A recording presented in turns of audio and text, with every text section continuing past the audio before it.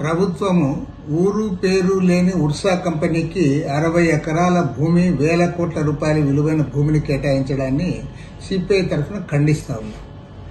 నిన్నగాక మొన్న టీసీఎస్ వారికి ఇచ్చారన్నారు. అప్పుడు కూడా ఆలోచించాం, కానీ టీసీఎస్ అంటే తన పేరున్న కంపెనీ కాబట్టి దానికి ఏదైనా నిజంగా వారు ఏమైనా ఉపాధి చూపుతారు, ఉద్యోగాలు ఇస్తారనే దాంతో ప్రజలు కొంత కన్విన్స్ అయినారు. అయినా సరే మీరు కంపెనీలకు ఉచితంగా భూములు ఇవ్వడం అయితే కరెక్ట్ కాదు.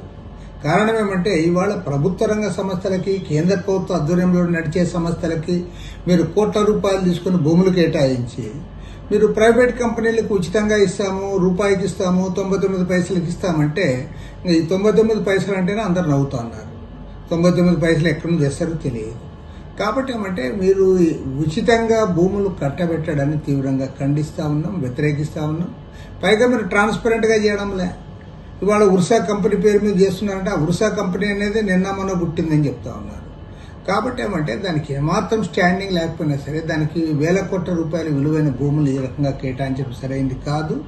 నేను ప్రభుత్వానికి ఒకటే హెచ్చరిక చేయదలుచుకున్నాను ఇవాళ. ఎందుకంటే ప్రభుత్వం యొక్క అధీనంలో వేల ఎకరాల భూములు ఉన్నాయి, ఒక రకంగా చెప్పంటే లక్షల ఎకరాల భూములు కూడా ఉన్నాయి.